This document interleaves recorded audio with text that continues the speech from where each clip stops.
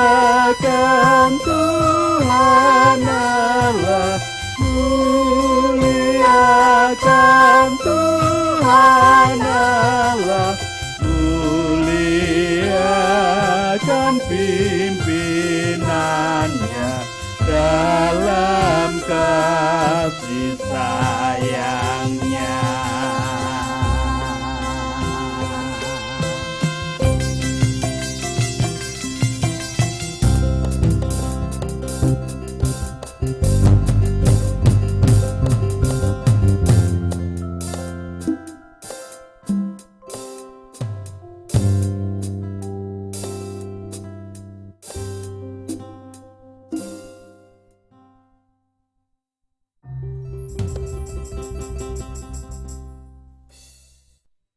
Semangat pagi. Kita bertemu kembali di hari Jumat 28 Januari 2022. Sebagai anggota keluarga Allah yang selalu merasakan kasih karunia Allah dan selalu merasakan semangat pagi yang karena berkat Allah saja. Kita kembali menyatukan hati, menyatukan pikir, menyatukan kehidupan dan waktu seutuhnya di dalam persekutuan doa anggota keluarga Allah. Terlebih dahulu kita menyatakan pengakuan bahwa pertolongan kita hanya berasal dari Allah yang telah menciptakan langit bumi beserta segala isinya. Untuk itu kasih karunia dan damai sejahtera yang dari Allah Bapa kita dan Tuhan Yesus Kristus ada pada saudara sekalian. Amin.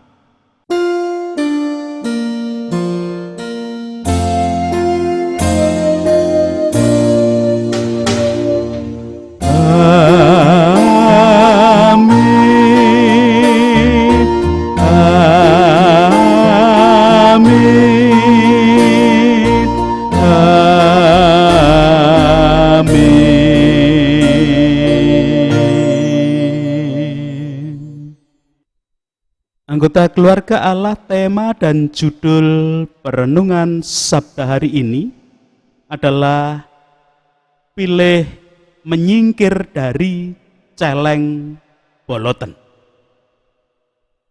Ungkapan Jawa yang digunakan adalah cedak celeng boloten gupak lendut. Celeng adalah babi hutan yang biasanya menjadi simbol binatang yang kotor. Sedangkan bolot adalah kotoran yang menempel pada kulit. Kotoran yang bernama bolot ini ada karena keringat yang bercampur dengan debu atau air yang bercampur dengan debu tanah. Jadi celeng boloten adalah binatang yang sudah diidentikan sebagai binatang kotor ditambah nampak bolot atau kotornya. Tentu di antara kita pernah datang ke kebun binatang dan melihat babi hutan yang kesukaannya berkotor-kotor ria pada kubangan lumpur. Ketika babi hutan itu keluar dari kubangan lumpur, pasti ada tanah yang menempel pada tubuhnya. Itulah yang namanya celeng boloten. Siapa yang mau berdekatan dengan celeng boloten? Karena yang mau berdekatan tentu akan ikut kotor sekalipun tidak turut berendam dalam air, maka tidak ada orang yang mau berdekatan dengan celeng boloten. Anggota keluarga Allah, ungkapan Jawa cedak celeng boloten gupak lendut berarti dekat dengan orang buruk akan ikut terkena dampak buruknya. Ungkapan Jawa ini memberikan peringatan agar setiap kita berhati-hati dalam memilih teman dekat. Orang-orang yang baik akan memberi dampak yang baik pula dalam kehidupan kita. Sebaliknya, orang-orang yang tidak baik akan memberi dampak buruk di dalam kehidupan kita. Bahkan tak jarang justru akan merepotkan dan menyusahkan kita. Memilih teman, memilih partner kerja, memilih tetangga, dan siapa saja yang ada di dalam kehidupan kita tentu harus memilih yang baik, yang bisa dipercaya. Dengan kebaikan itulah semua hal akan menjadi lebih baik, bahkan memberikan dampak yang baik. Biasanya seseorang juga dikenali dari siapa teman-teman dan pergaulannya. Anggota keluarga Allah, Alkitab memberikan catatan perihal teladan bahwa lebih baik menyingkir dari celeng boloten. Teladan itu diwujudkan oleh Rasul Paulus saat berada di kota Efesus. Hal yang demikian tercatat dalam leksionari bacaan kedua hari ini. Mari kita bersama-sama terlebih dahulu membaca, mendengarkan, memperhatikan, dan merasa-rasakan pembacaan kitab suci hari ini. Pembacaan kitab suci hari ini menggunakan Alkitab berbahasa Indonesia sehari-hari. Kisah Para Rasul 19 ayat pertama sampai dengan ke-10 memberikan kesaksian demikian. Sementara Apolos berada di Korintus, Paulus sedang menjelajahi pedalaman daerah itu, lalu tiba di Efesus. Di sana ia berjumpa dengan beberapa orang yang sudah percaya kepada Yesus. Ia bertanya kepada mereka, "Sudahkah saudara-saudara menerima Roh Allah ketika kalian percaya kepada Yesus?" Mereka menjawab, "Belum. Malah kami tidak pernah mendengar bahwa ada Roh Allah." "Kalau begitu, dengan baptisan apakah kalian dibaptis?" tanya Paulus. "Dengan baptisan Yohanes," jawab mereka. Lalu Paulus berkata, "Yohanes membaptis orang untuk menyatakan bahwa orang-orang itu sudah bertobat dari dosa-dosa mereka.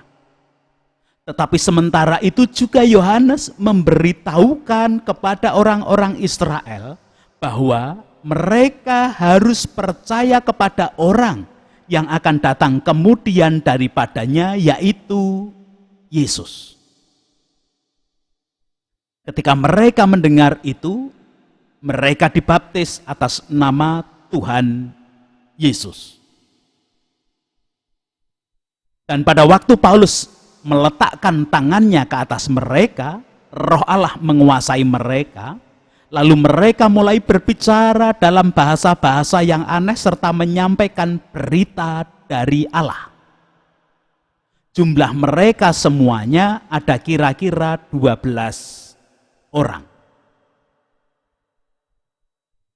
Selama 3 bulan, Paulus terus berbicara dengan berani kepada orang-orang di rumah ibadat dan berdebat dengan mereka untuk meyakinkan mereka tentang bagaimana Allah memerintah sebagai Raja.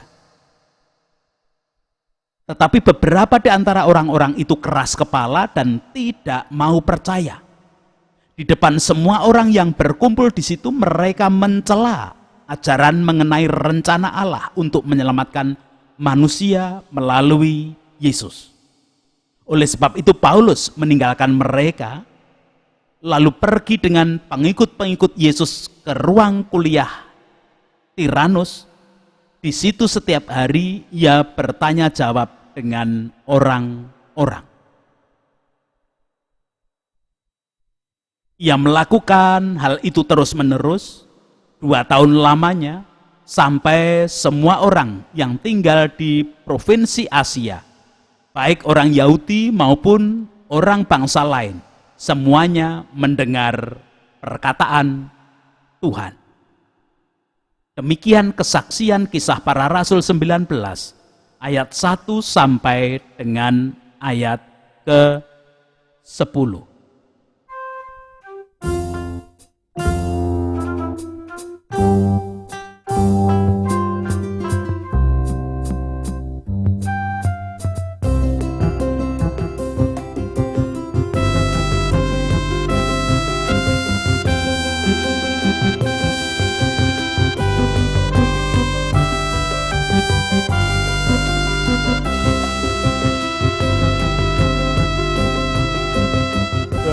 Katamu abadi, seluruh langkah kami yang mengikutinya, hidup sukacita.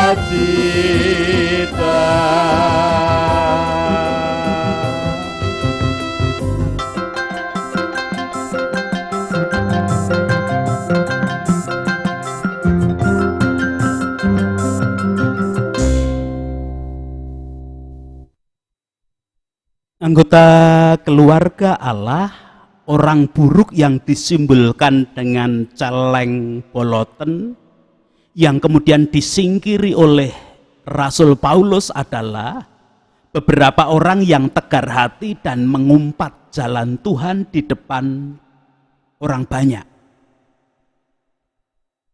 Mengapa orang-orang tersebut tegar hati dan mengumpat jalan Tuhan?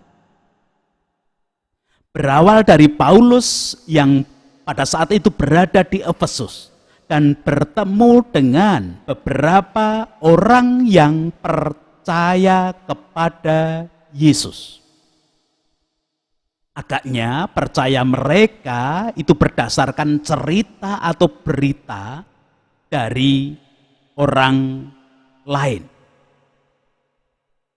Anggota keluarga Allah, terlebih dahulu perkenankan saya menceritakan pengalaman saya kemarin siang membeli lampu untuk mengganti lampu di depan gereja yang sudah beberapa saat mati.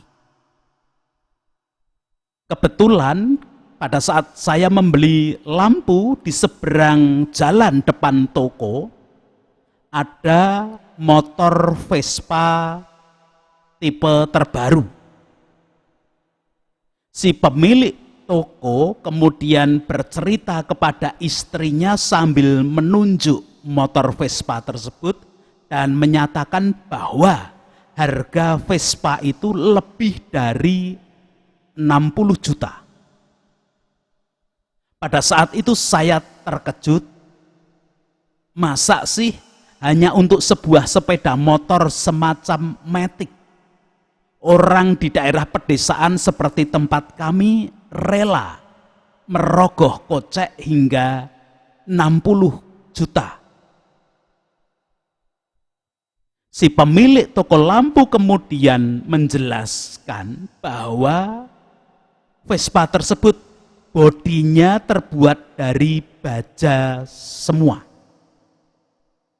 Dia melanjutkan cerita bahwa pernah menyaksikan sendiri pada saat dia perjalanan ke Semarang, ada Vespa tipe terbaru yang hampir sama dengan yang ditunjuk di depan tokonya tadi, kecelakaan ditabrak sepeda motor lain.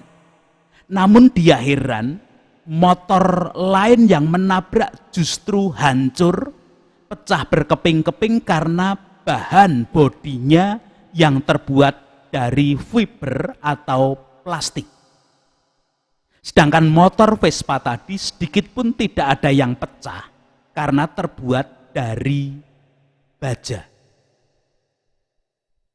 Pada saat itu, saat saya mendengar penjelasan tabrakan tadi, saya menjadi sudah agak percaya agak percaya, belum percaya penuh tapi sudah mulai percaya akan cerita si pemilik toko lampu tadi bahwa Vespa itu terbuat dari baja, maka harganya lumayan wow.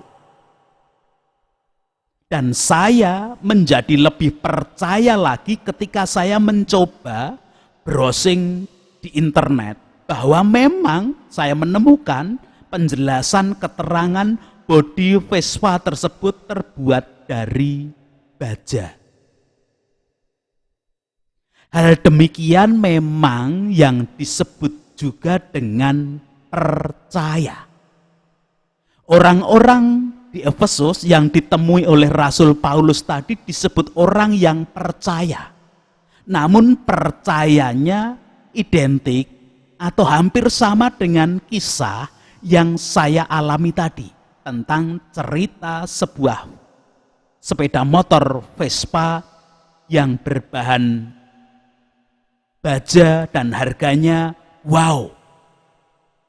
Jadi percaya hanya karena penjelasan orang lain, percaya karena hanya melihat literasi, percaya hanya karena apa yang dibaca dan lain sebagainya. Itu juga disebut percaya.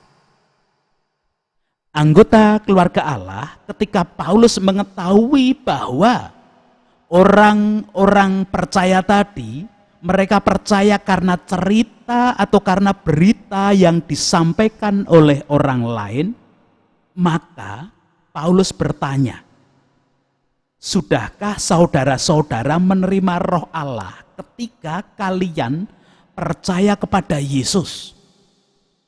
Mereka menjawab, belum, malah kami tidak pernah mendengar bahwa ada roh Allah. Anggota keluarga Allah bukanlah suatu yang mengejutkan bagi Paulus jika ada orang percaya yang demikian, orang percaya yang hanya berdasarkan cerita orang lain, orang percaya yang hanya berdasarkan dia belajar akan kitab suci, orang percaya yang hanya berdasarkan literasi. Maka kemudian Paulus melanjutkan dengan pertanyaan yang tertulis pada ayat ketiga. Kalau begitu, dengan baptisan apakah kalian dibaptis? Dengan baptisan Yohanes, jawab mereka. Anggota keluarga Allah mendengar jawaban yang demikian, maka Rasul Paulus pun mencoba membantu mereka yang sudah mulai dan sudah menyatakan percaya pada karya penyelamatan Allah yang dilakukan di dalam diri Yesus Kristus dengan memberikan penjelasan. Seperti yang tertulis pada ayat keempat. Yohanes membaptis orang untuk menyatakan bahwa orang-orang itu sudah bertobat dari dosa-dosa mereka. Tetapi sementara itu juga Yohanes memberitahukan kepada orang-orang Israel bahwa mereka harus percaya kepada orang yang datang kemudian daripadanya, yaitu Yesus.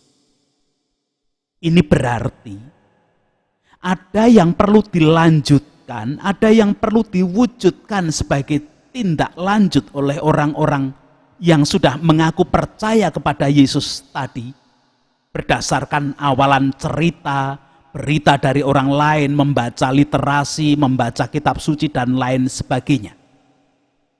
Apa yang harus mereka lakukan?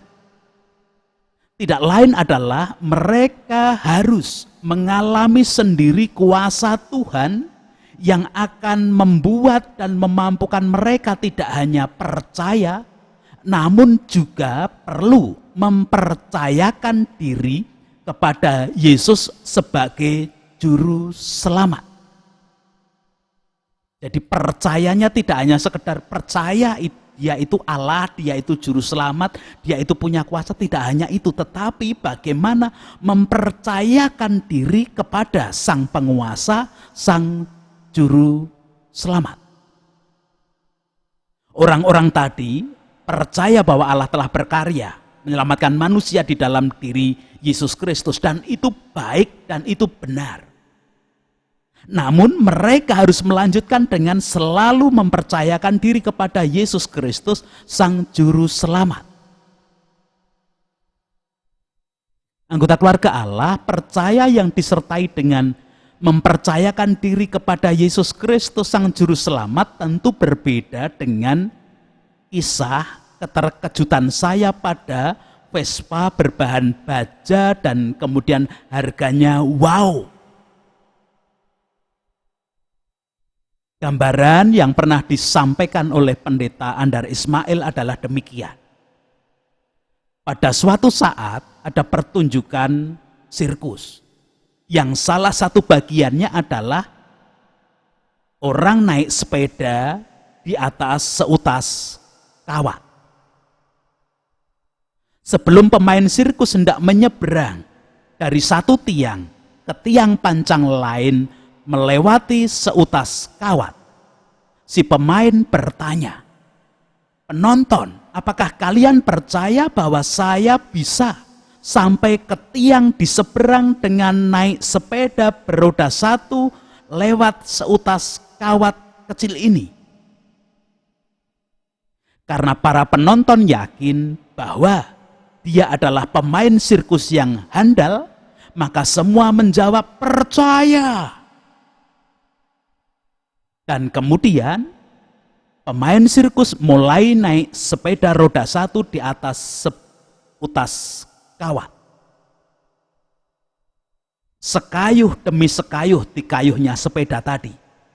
Ketika sampai di bagian tengah-tengah antara tiang satu dengan tiang pancang yang lain, pemain sirkus mencoba berhenti dan kemudian seolah-olah bergoyang, seolah-olah kelihatan akan jatuh.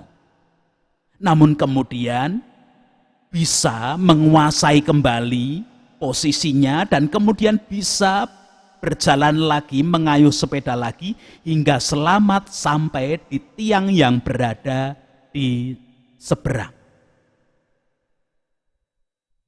Maka semua penonton pun bertepuk tangan dan bersorak, "Hore, hebat!"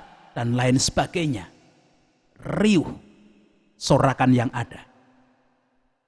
Maka kemudian pemain sirkus bertanya lagi, "Penonton, sekarang apakah kalian percaya bahwa aku bisa kembali ke tiang awal tadi, tiang yang di seberang itu, dengan menggunakan sepeda roda satu ini dan memanggul seseorang?" Semua penonton masih menjawab percaya. Setelah bersorak akan keberhasilan pemain sirkus tadi, tetap menjawab percaya. Namun saat si pemain sirkus kemudian melanjutkan dengan pertanyaan, "Sekarang siapakah di antara kalian yang berani naik ke tiang ini dan saya akan memanggul, mengajak naik di sepeda roda satu ini sampai di tiang ujung sana?" Semua menjadi terdiam, hanya sunyi sepi yang terjadi. Tidak ada satupun penonton yang menjawab. Para penonton pada satu sisi menyatakan percaya bahwa pemain sirkus tadi bisa memanggul seseorang dengan bersepeda di atas seutas tali. Tetapi tidak ada yang mempercayakan diri untuk mau dipanggul.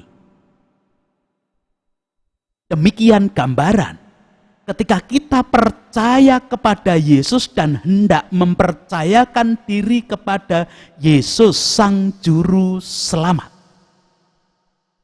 Apakah kita juga tetap akan percaya dan apakah kita tetap akan mempercayakan diri kepada Yesus saat menghadapi pergumulan hidup yang berat dengan cara mau berserah dan aku yakin bahwa Yesus akan membawaku ke seberang dengan selamat. Anggota keluarga Allah bersyukur jika orang-orang percaya di Efesus tadi kemudian memberi diri dibaptis sebagai tanda mereka mempercayakan diri pada karya penyelamatan Allah yang dilakukan oleh Yesus Kristus. Ayat kelima memberikan kesaksian, ketika mereka mendengar itu, mereka dibaptis dalam nama Tuhan Yesus. Itulah tanda mereka mau mempercayakan diri kepada Yesus Sang Juru Selamat. Karena ternyata bagi orang-orang yang benar-benar mempercayakan diri kepada Yesus Sang Juru Selamat, justru kemudian dimampukan dan dilayakkan untuk selalu memuliakan Allah, dan dengan demikian dimampukan, dilayakkan untuk terlibat memberitakan berita sukacita keselamatan yang sudah dilakukan oleh Yesus Kristus. Karena menghayati, merasakan karya keselamatan Yesus, sudah mengalami bahwa Yesus punya kuasa dan aku sudah diselamatkan, maka bisa memberitakan, bisa bercerita tentang apa yang dialaminya. Ayat ke-6 dan ke-7 memberikan kesaksian, dan pada waktu itu Paulus meletakkan tangannya ke atas mereka, Roh Allah menguasai mereka, lalu mereka mulai berbicara dalam bahasa-bahasa yang aneh serta menyampaikan berita dari Allah. Jumlah mereka semuanya ada kira-kira 12 orang.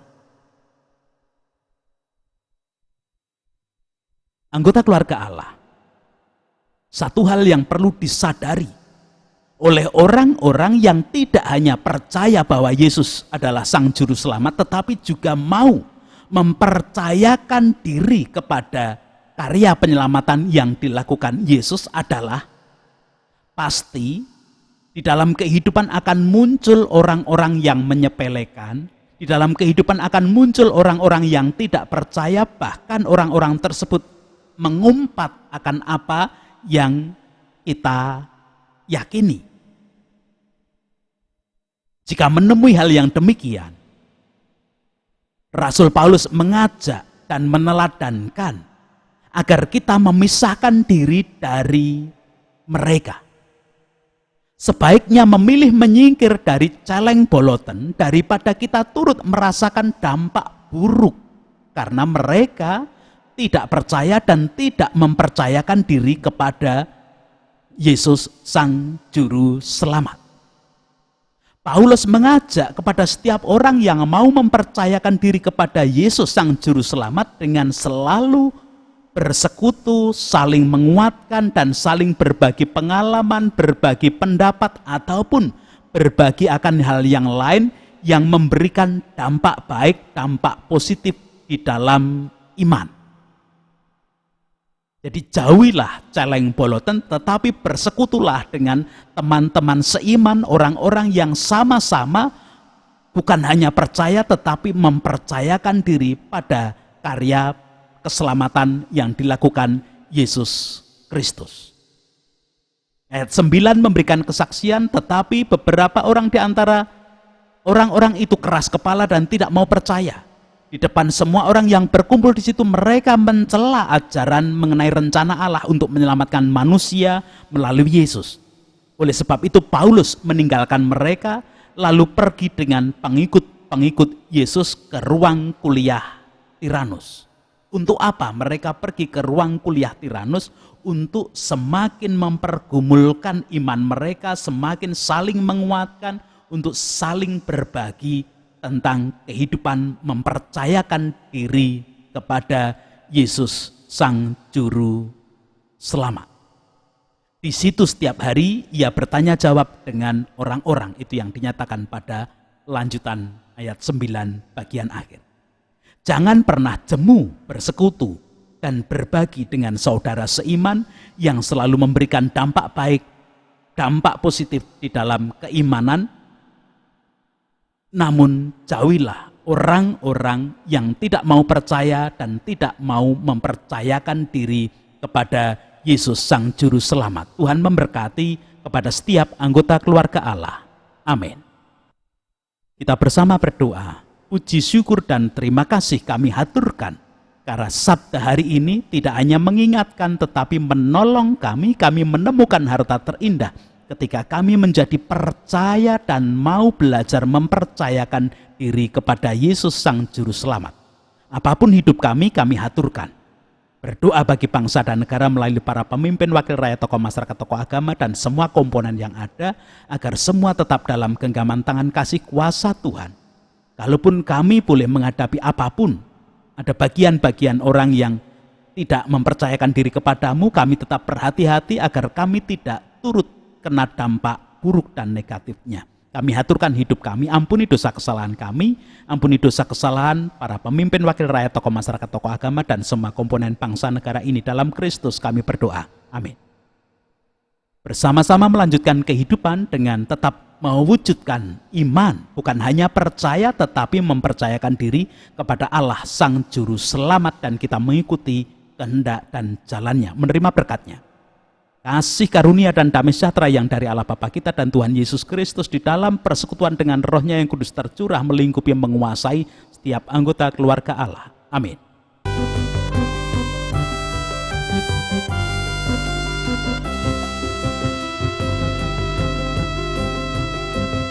Katamu semua harta tak terduga, sungguh memberkati yang membuka hati.